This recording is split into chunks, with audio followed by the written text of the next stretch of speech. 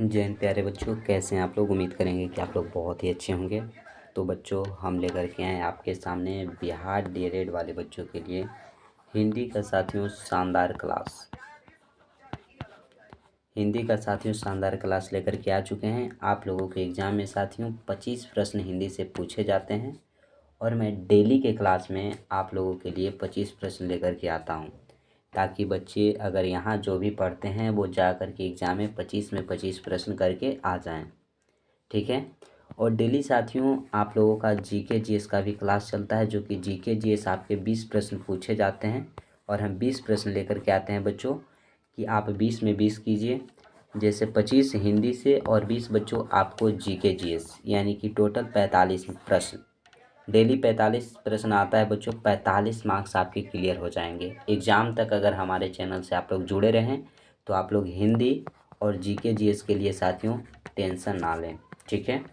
Session अच्छा लगे बच्चों तो सभी बच्चे सेशन को लाइक कर देंगे एक बार, और अपने दोस्तों तक शेयर ज़रूर कर देंगे, ताकि आप पढ़ें और आपके दोस्त भी पढ़ें, ताकि बच्चों यहाँ से पढ़ कर के हर एक प्रश्न सोल्व करके आएँ और आप लोग सरकारी कॉलेज के लिए रैंक को ला सके बच्चों। ठीक है। चैनल को अभी तक जो बच्चे सब्सक्राइब नहीं किए हैं वो चैनल को सब्सक्राइब कर करके साथ ही साथ बच्चों घंटी को दबाकर बेल आइकन को ऑल पे सेट कर दीजिए, ताकि नोटिफिकेशन मिले और आप क्लास टाइम से डेली अटेंड कर सकेंगे। ठीक है। और डेली क्लास चलता है बच्चों। पीडीएफ अगर सभी क्लास का चाहिए तो टेलीग्राम का लिंक साथियों आपको डिस्क्रिप्शन में दिया गया है। आप टेलीग्राम से ज़रूर जुड़ें, वहाँ आपको पीडीएफ दिया जाएगा, क्लास का इन्फॉर्मेशन मिलेगा। क्लास कीजिए, उसके बाद पीडीएफ को आप लोग ज़रूर सॉल्व कीजिएगा, ताकि बच्चे समझ सकेंगे कि हमने कितना सीखा। और बच्चों आप लोग ज़रूर कमेंट कीजिएगा कि 25 प्रश्नों में आप लोगों ने कितना सही किया है। ठीक है। तो ज़्यादा टाइम नहीं लेंगे बच्चों, कमेंट बॉक्स में आप लोग कमेंट कीजिएगा सेशन कैसा लगा। तो स्टार्ट करते हैं पहले प्रश्न से कि हिंदी के अतिरिक्त कौन सी भाषा देवनागरी लिपि में लिखी जाती है। देखिएगा बच्चों, हिंदी की जो लिपि है वो देवनागरी है। ठीक है। अगर आपको अंग्रेजी की भाषा पूछ दिया जाता कि जो अंग्रेजी भाषा है इसकी लिपि कौन सी है, तो इसकी लिपि है साथियों रोमन लिपि। क्या है मेरे प्यारे शेरनियों? रोमन लिपि। तो आपसे वही पूछा गया कि देवनागरी लिपि जो है वो हिंदी के अलावा और कौन सी भाषा की लिपि है, ये पूछा गया। तो जो नेपाली भाषा है बच्चों, इसका भी लिपि आपका देवनागरी हो जाएगा। ऑप्शन नंबर ए जो है आपका वो राइट आंसर होगा। नेक्स्ट प्रश्न आता है, देखिएगा। एक निर्देश दिया गया है बच्चों प्रश्न संख्या 52 से 54 तक के लिए कि नीचे दिए गए प्रत्येक प्रश्नों में 4 शब्द दिए गए हैं जिनमें किसी एक शब्द की वर्तनी अशुद्ध है। तो अशुद्ध वर्तनी वाले शब्द के अनुसार उत्तर के लिए सही विकल्प का चयन करें। आपसे बोला गया कि 4 ऑप्शन ये दिया गया है। ठीक है।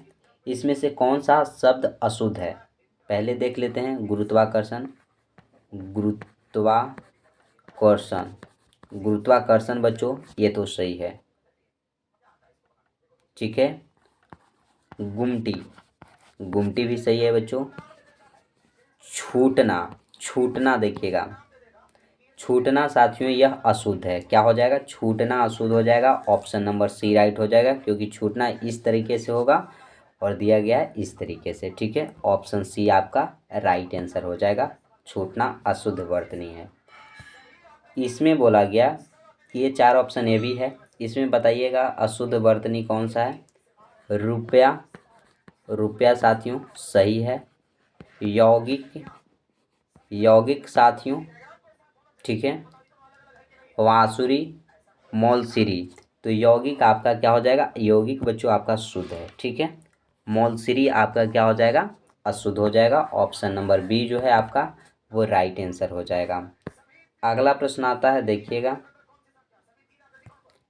निर्विकार, द्विगु, तिगुना, परिमिति, तो बच्चों बताइएगा कौन सा अशुद्ध वर्तनी है। तो यह निर्विकार जो है बच्चों यह अशुद्ध वर्तनी हो जाएगा। ऑप्शन नंबर ए जो है आपका, क्या सॉरी बच्चों, निर्विकार नहीं, परिमित, परिमित जो है अशुद्ध वर्तनी हो जाएगा। डी आपका राइट हो जाएगा, निर्विकार सही है। अगला प्रश्न है कि ए के उच्चारण स्थान का नाम बताइए। तालव्य, कंठ तालव्य, दंत, कंठोत्थ। बताइएगा बच्चों। तो जो ए है बच्चों, ए का जो उच्चारण स्थान है वो हो जाएगा आपका कंठ तालव्य। ऑप्शन नंबर बी जो है वो राइट हो जाएगा। अगर बच्चे हम आपसे पूछें यहाँ पे बच्चों कि जो क ख ग घ है बच्चों, उसका उच्चारण स्थान क्या है, तो उसका उच्चारण स्थान हो जाएगा बच्चों कंठ। च छ ज झ आपको पूछ दिया जाएगा बच्चों य तक। क ख ग घ अंग।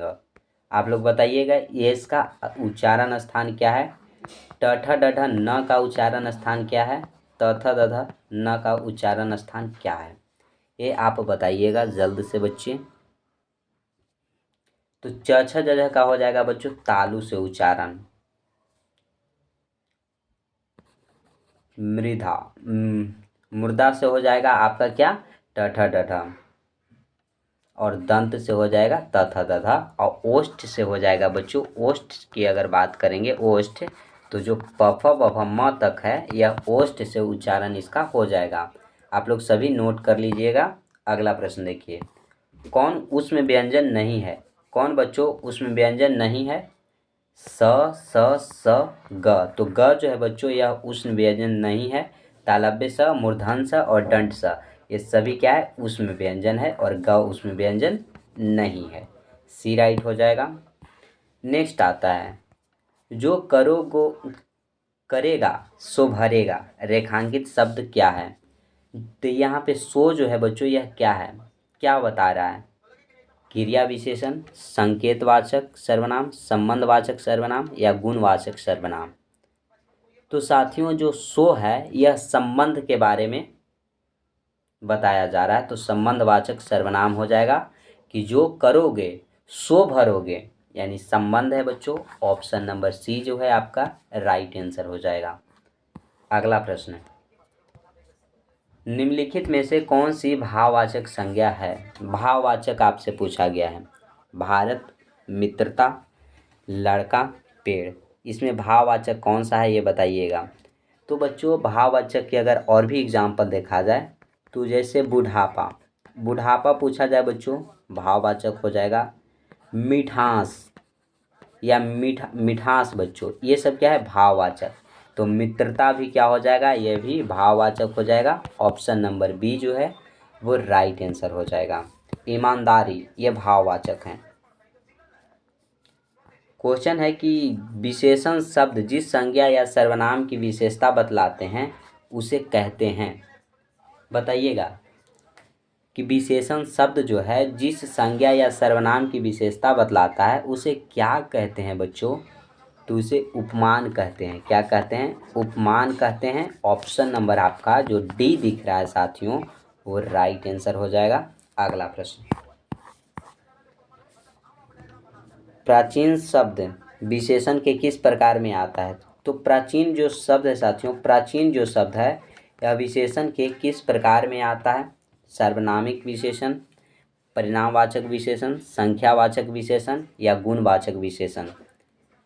तो साथियों प्राचीन की आपसे बात की गई है, तो प्राचीन आपका गुणवाचक विशेषण हो जाएगा। ऑप्शन नंबर जो डी है वो राइट आंसर हो जाएगा। अगला है अभ्यास का विशेषण रूप है। विशेषण रूप पूछा गया बच्चों अभ्यास का, तो अभ्यास का विशेषण रूप हो जाएगा अभ्यासी। क्या होगा, अभ्यासी हो जाएगा। ऑप्शन नंबर जो बी है वही आपका राइट आंसर होगा। अगला प्रश्न, अभी तक बच्चे जो भी बच्चे सेशन को लाइक नहीं किए हैं, दोस्तों तक शेयर नहीं किए हैं, वो लाइक कर देंगे, शेयर कर देंगे। और चैनल को जो बच्चे सब्सक्राइब नहीं किए हैं वो चैनल को सब्सक्राइब कर करके घंटी को दबाकर ऑल पे बच्चे सेट कर लेंगे। पीडीएफ चाहिए तो टेलीग्राम से जुड़ जाइए, डिस्क्रिप्शन में लिंक दिया गया है। और जो बच्चे डिस्क्रिप्शन में लिंक से नहीं जाएंगे वो यूट्यूब पे सर्च कीजिए, सॉरी यूट्यूब पर बोल रहे हैं बच्चों, टेलीग्राम पे सर्च कीजिए मोटिवेशन गुरु मिथिलेश। और जो लोगो हमारा चैनल का है, चैनल का जो बच्चों लोगो है वही लोगो आपको टेलीग्राम में देखने को मिलेगा। वहाँ सभी बच्चे जुड़ जाइए और मैक्सिमम से मैक्सिमम अपने दोस्तों को जोड़िए, ठीक है। भौम का विशेष से रूप है। भौम का आपसे साथियों विशेष से रूप पूछा गया कि क्या है। तो मेरे प्यारे शेर शेरनियों, जो भौम है इसका भूमि हो जाएगा विशेष रूप। ऑप्शन नंबर ए जो है वो क्या हो जाएगा, राइट आंसर हो जाएगा। अगला प्रश्न आता है कि कॉफ़ी में कौन सा विशेषण है। काफ़ी में बच्चों कौन सा विशेषण है। निश्चित परिणामवाचक, अनिश्चित परिणामवाचक, निश्चित संख्यावाचक या उपरोक्त में से कोई नहीं। तो काफ़ी जो है बच्चों यानी काफ़ी अनिश्चित परिणामवाचक है। ऑप्शन नंबर बी आपका राइट हो जाएगा, अनिश्चित परिणामवाचक विशेषण। नेक्स्ट प्रश्न, बुढ़ापा एक प्रकार का अभिशाप है। रेखांकित शब्द की संज्ञा। देखिए बुढ़ापा हमने बताया बच्चों आपको, ईमानदारी भी बता दी, मित्रता बताया, मित्रता बताया बच्चों। ये सभी क्या है, यह भाववाचक के एग्जाम्पल हैं, यह भाववाचक संज्ञा है। ऑप्शन नंबर ए राइट हो जाएगा। जातिवाचक संज्ञा बच्चों, जिसमें पूरी जाति का बोध हो, जैसे आदमी से आदमी की पूरी जाति का बोध होता है, ठीक है। अगर उस आदमी का नाम धर दिया जाए मोहन, सोहन, तो यह व्यक्तिवाचक हो जाएगा। मोहन यानी कि किसी विशेष व्यक्ति की बात किया जाए तो व्यक्तिवाचक। समूहवाचक, जो कि समूह में हो, जैसे बच्चों आपका हो गया चाबी का गुच्छा हो गया, सेना हो गया बच्चों, ये सब आपका क्या हो जाएंगे, समूहवाचक हो जाएंगे। तो ऑप्शन ए आप लोग याद रखिएगा। अगला प्रश्न आता है बच्चे, मैं काम से जा रहा हूँ, इस वाक्य में कारक बताइए। से बच्चों, मैं काम से जा रहा हूँ तो कर्ता ने कर्म को करण से, तो करण कारक हो जाएगा बच्चों। ऑप्शन नंबर ए आपका राइट हो जाएगा। अगर कारक की बात किया जाए तो कारक के 8 भेद होते हैं और से जो है वो करण कारक होगा। ऑप्शन ए आपका राइट होगा। अगला प्रश्न,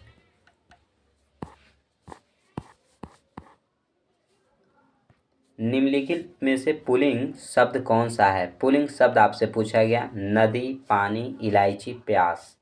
बताइएगा कि पुल्लिंग शब्द कौन सा है। तो प्यारे शेर शेरनियों, आपसे पुल्लिंग पूछा गया तो पुल्लिंग आप लोग नहीं बताइएगा क्या।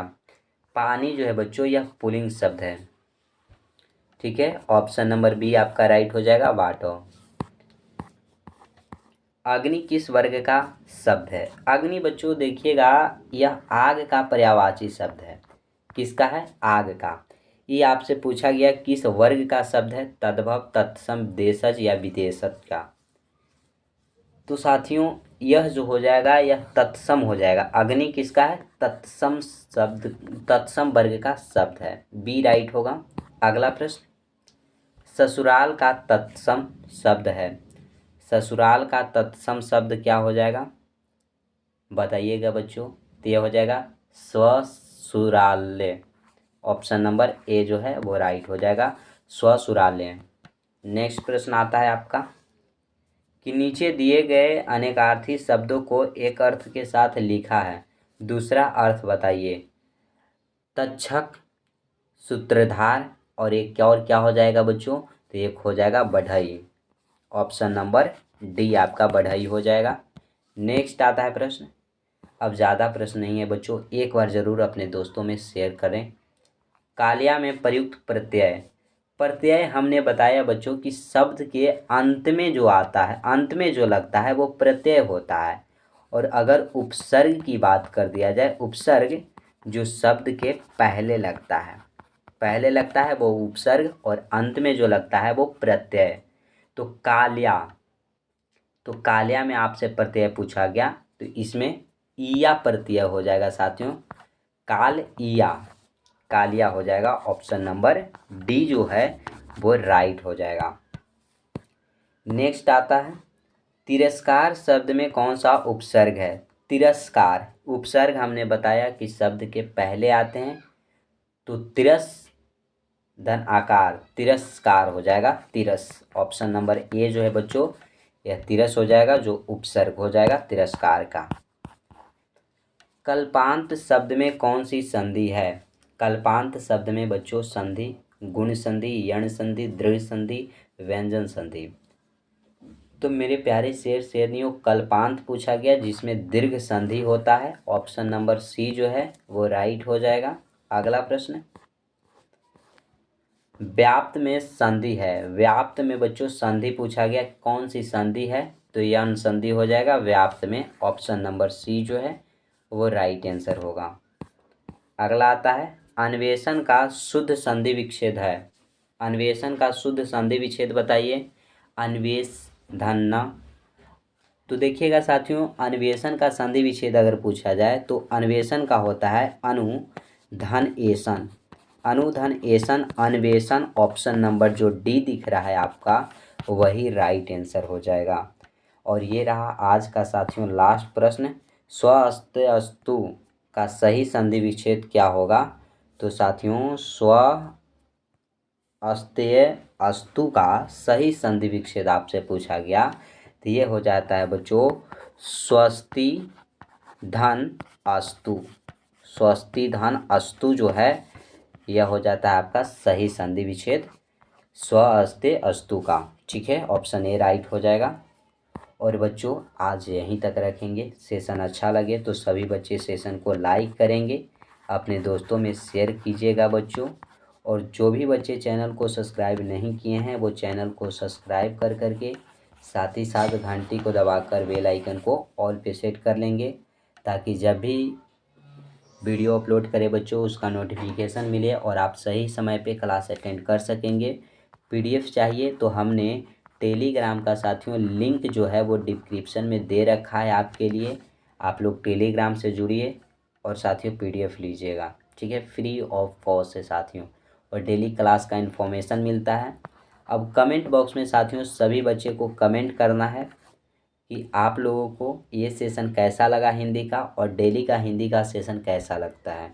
ठीक है, तो ज़्यादा टाइम नहीं लेंगे बच्चों, आज के लिए बस इतना ही। जय हिंद मेरे प्यारे शेर शेरनियों।